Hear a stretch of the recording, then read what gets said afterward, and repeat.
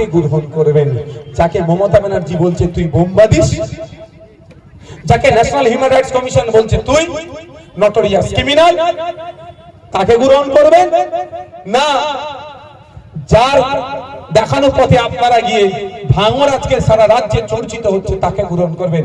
আপনাদের হাতে আমি ছেড়ে দিলাম, তাকে গ্রহণ করবেন। আমার মাইকের আওয়াজ যদি তৃণমূলের বন্ধুরা শুনতে পান, আমি অনুরোধ একটাই করব, ভাঙর কি নাম,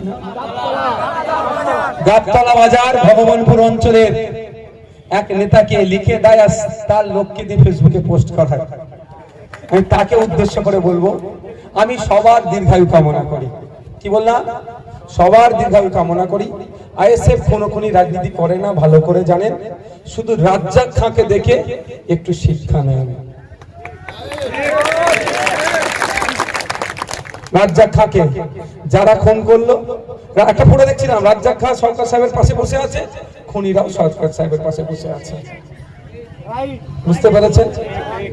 আমি ইশারায় বলে দিচ্ছি, সিকিউরিটি ফিকিউরিটি থাকলে একটু বেশি বেরিয়ে নিন, তবে আইএসএফ এর ছেলেদের থেকে একটু আতঙ্কিত হবেন না। আপনি আপনার দলের লোকেদের কাছ থেকে একটু সতর্ক থাকবেন। এটা বড় নেতার উদ্দেশ্যে বললাম, বড় মানে ভাববেন না এইরকম বড়, এই অঞ্চলের বড় নেতা বলছি। কারণ আমার লড়াই মমতা ব্যানার্জির সাথে, সরকার সাহেবের সাথে নয়।